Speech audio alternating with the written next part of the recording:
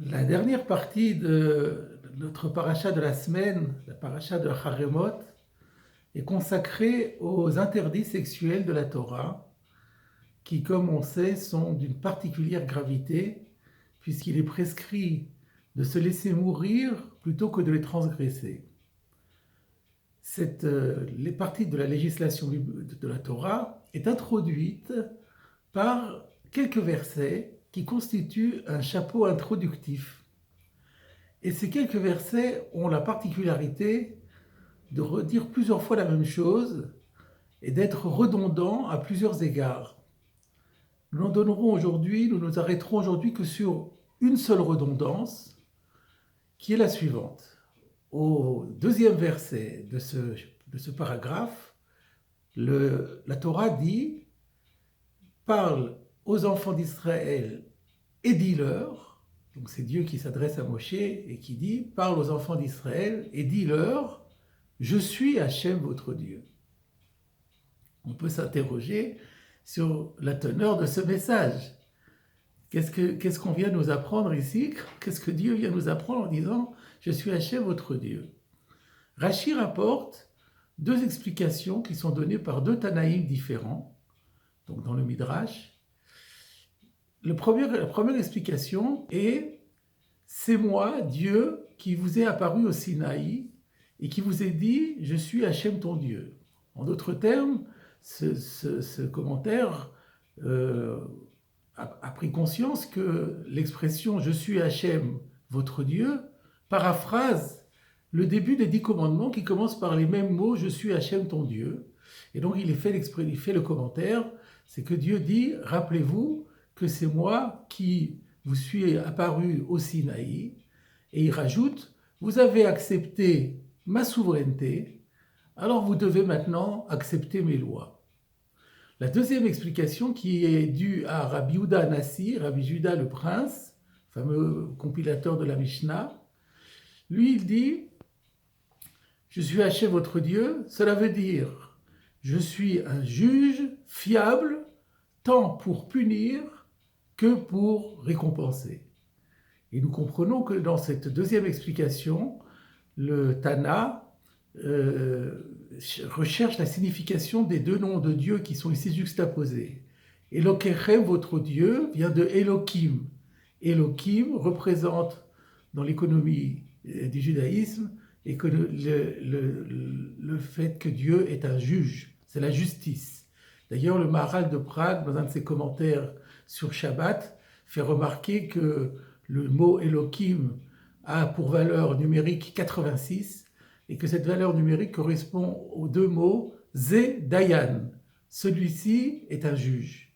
Cela est particulièrement éloquent. Donc Elohim est le Dieu de justice, et donc c'est le Dieu qui punit.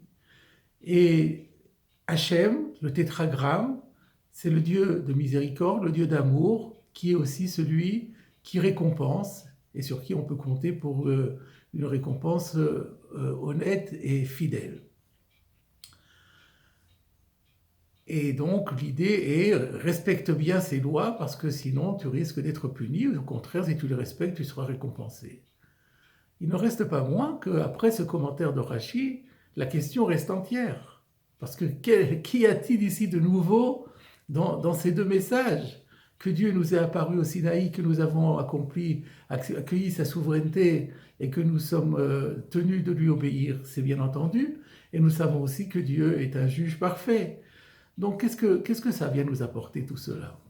Je voudrais vous rapporter ici une explication de Rav Moshe Shapira, Zichrono Livracha, et qui nous a quittés il y a maintenant quelques années, et qui propose la réponse suivante. C'est qu'en vérité, le verset est en train de répondre à une question particulièrement épineuse, pour ne pas dire brûlante, et qui est la suivante.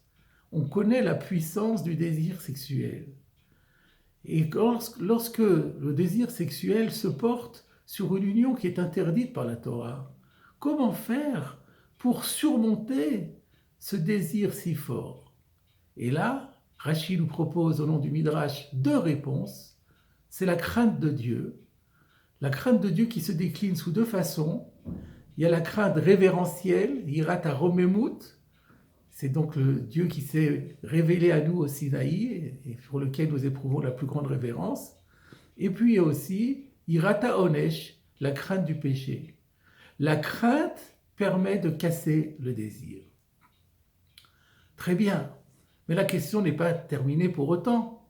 Le problème n'est pas clos, parce que nous avons commenté le verset 2, mais au verset 4, nous trouvons le verset suivant qui dit « Accomplissez mes commandements, observez mes préceptes, je suis Hachem votre Dieu. » Et là se repose la question, mais qu'est-ce qu'on vient nous dire ici de nouveau? Je suis Hachem votre Dieu, mais ça a déjà été dit. Et là, le Rav Shapiro nous propose l'explication suivante. Juste après, dans le verset, on dit « Accomplissez les commandements qu'un homme doit accomplir, v'chai ba'em, et il vivra par eux. » Il faut vivre par les commandements. Les commandements, il ne suffit pas de les accomplir, mais il faut les vivre. Qu'est-ce que cela signifie ici dans notre contexte? Eh bien, il faut savoir que le désir est alimenté par les fantasmes.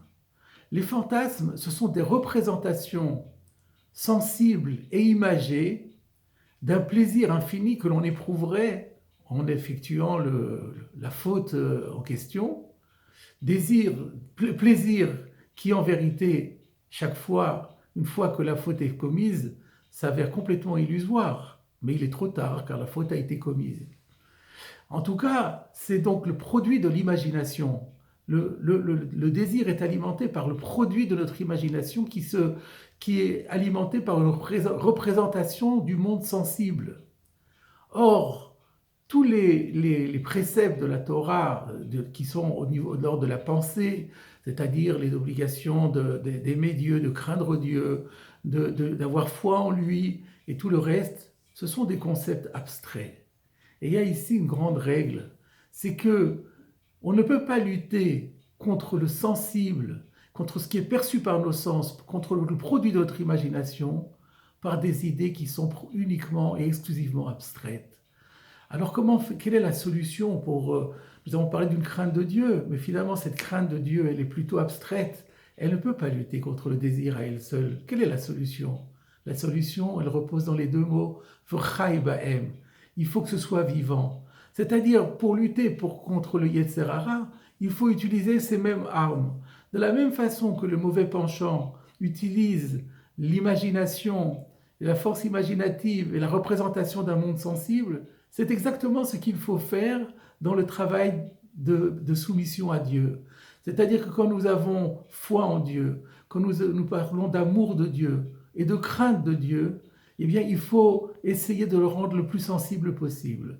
On donne comme exemple, comme illustration, le fameux Chafetz Chaim avait pour habitude de se représenter constamment le fait qu'il était cité devant le tribunal céleste. Et le tribunal céleste l'apostrophait par son nom, Israël Meir. Et il interpellait sur chaque fait, chacun de ses faits et gestes, de chaque moment qu'il avait fait durant sa vie. Et ainsi, c'était une manière de fonctionner où tous les concepts si sublimes et élevés de la Torah sont en même temps transcrits dans un monde sensible de façon concrète et de façon imagée. Et là, il y a moyen de lutter contre le Yetzer Hara de façon efficace. Et voilà, mes chers amis, la leçon de cette redondance étonnante de ce chapeau introductif des interdits sexuels de la Torah. Et nous nous rendons compte que la Torah ne se contente pas de nous donner des injonctions, mais elle nous donne également le mode d'emploi et la façon idéale d'arriver à respecter toutes les lois d'Akadosh Baruch Hu.